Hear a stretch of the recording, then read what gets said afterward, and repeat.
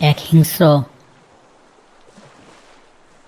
চিতাবাঘ যখন এক ধীরগতির সজারুকে শিকার করতে চাইল, তখন সজারুটি এমনকি চাল খেলল যে চিতাবাঘটি নিজেই নিজের ফাঁদে বন্দী হলো। আফ্রিকার এই রোমাঞ্চকর লড়াইয়ের গল্পটি শেষ পর্যন্ত শুনুন। হ্যালো বন্ধুরা, আজকের গল্পের নাম সজারু কাটা ও হিংস্র চিতাবাঘ।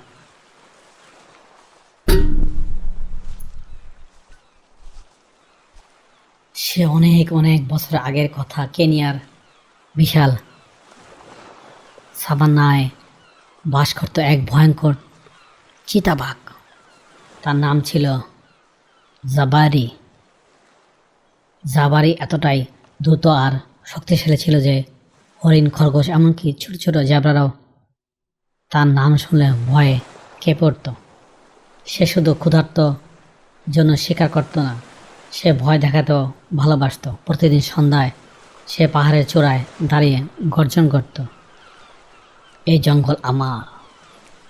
সব প্রাণী ভয়ে লুকিয়ে পড়ত, কিন্তু সেই জঙ্গলের এক কোণে বাস করত ছোট্ট এক সজারু। তার নাম ছিল কিফু। কিফু ছোট্ট ছিল এবং ধীর গতি সম্পন্ন, কিন্তু খুবই বুদ্ধিমানও ছিল। তার শরীরে ছিল ধারালো কাঁটা, তাই সে জানত বনের সবচেয়ে বড় শক্তি সবসময় পেশিতে থাকে না। একদিন সকালে কিফু খাবার খুঁজছিল। হঠাৎ ঝোপের আড়াল থেকে বেরিয়ে এলো এক জাবারি। তার চোখ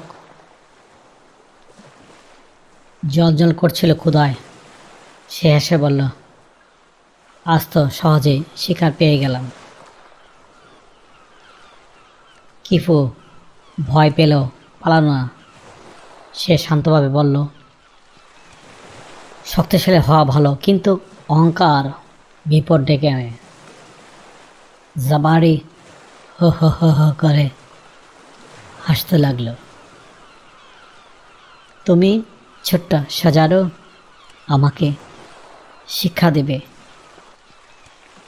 এরপর সে ঝাঁপিয়ে পড়ল, কিন্তু ঠিক তখনই কিফু নিজের শরীর গোল করে ফেলল। তার ধারালো কাটা চারিদিকে বেরিয়ে এলো। জাবারি আঘাত করতে আহ আহ আহ শব্দ করতে লাগলো। তার থাবায় গভীর কাটা ঢুকে গেল। চিতাবাঘ ব্যথায় চিৎকার করতে করতে পিছিয়ে গেল। কিফু ধীরে ধীরে বলল, যে ছোটকে দুর্বল ভাবে সে একদিন নিজের ভুল বুঝতে বাধ্য হয়। সেই দিন থেকে জাবারি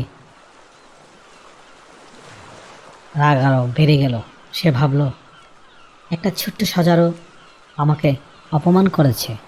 তার অহংকারে আগুন জ্বলতে লাগলো। সে প্রতিজ্ঞা করল, আমি কিফুকে শেষ করব। অন্যান্য প্রাণীরা কিফুকে সাবধান করল, কিন্তু কিফু বলল, রাগে প্রাণী নিজের বুদ্ধি হারায়। দিন কেটে গেল। এক রাতে প্রবল ঝড় বৃষ্টি শুরু হলো। আকাশে প্রচণ্ড বজ্রপাত হচ্ছিল। সব প্রাণী আশ্রয় খুঁজছিল, কিন্তু জাবারি সে ঝড়ের মধ্যে কিফুকে খুঁজতে বের হলো, কারণ প্রতিশোধ তার চোখকে অন্ধ করে দিয়েছে। গভীর রাতে জাবারি কিফুর গুহার কাছে পৌঁছালো। সে ধীরে ধীরে এগিয়ে গেল, কিন্তু কিফু আগে থেকে বুঝেছিল। সে শুকনো কাটা আর ডালপালা গুহার সামনে ছড়িয়ে রেখেছিল। জাবারি দ্রুত দৌড় দিতেই ক্র্যাক ক্র্যাক ক্র্যাক শব্দ হচ্ছিল। তার পায়ে কাটা বিঁধতে লাগলো। ব্যথায় সে ভারসাম্য হারিয়ে কাদার গর্তে পড়ে গেল। বজ্রপাতের আলোয় পুরো জঙ্গল কেঁপে উঠল। কিফু গুহা থেকে বেরিয়ে বলল, যে রাগকে নিয়ন্ত্রণ করতে পারে না সে নিজের ফাঁদেই পড়ে। জাবারি দাঁত চেপে উঠে গেল, কিন্তু তার ভিতরের রাগ তখন আরও ভয়ঙ্কর হয়ে উঠেছে। পরদিন সকালে প্রাণীরা একত্র হলো। হাতি বলল, জাবারি পুরো জঙ্গলকে আতঙ্ক করে রেখেছে। জিরাফ বলল, কেউ না কেউ তাকে থামাতে হবে। সবাই কিফুর দিকে তাকালো। কিফু ধীরে ধীরে বলল, শক্তিকে শক্তি দিয়ে হারানো যায় না সবসময়, কখনো কখনো দরকার হয় ধৈর্য। সে একটি পরিকল্পনা করল। কয়েকদিন পর জাবারি আবার কিফুকে দেখতে পেল।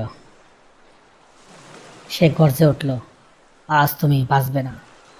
কিফু ধীরে ধীরে দৌড়াতে লাগলো। জাবারি তাকে তাড়া করলো। তারা পৌঁছালো শুকনো ঘাসে ভরা এক পাহাড়ি জায়গায়। সেখানে মাটির নিচে ছিল পুরনো শিকারীদের গর্ত। কিফু জানতো জায়গাটা বেশ বিপজ্জনক। সে সাবধানে পাশ কাটিয়ে গেল, কিন্তু রাগে অন্ধ জাবারি কিছুই দেখল না। সে লাফ দিতেই ধাপাস ধাপাস শব্দে সে গভীর গর্তে পড়ে গেল। গর্তের ভিতরে ধারালো শুকনো ডাল আর পাথর ছিল। জাবারি বের হওয়ার চেষ্টা করল, কিন্তু পারল না। ঘন্টার পর ঘন্টা কেটে গেল। সূর্য ডুবে যেতে লাগলো। জাবারি প্রথমবারের মতো একা অনুভব করলো। সে বুঝল তার শক্তি তাকে বন্ধু দেয়নি, তার অহংকার তাকে দুর্বল করেছে। ঠিক তখন কিফু গর্তের পাশে এসে দাঁড়ালো। জাবারি নিচু স্বরে বলল, তুমি আমাকে সাহায্য করবে? কিফু কিছুক্ষণ চুপ রইল, তারপর বলল, যে ভুল বুঝতে পারে সে বদলাতেও পারে।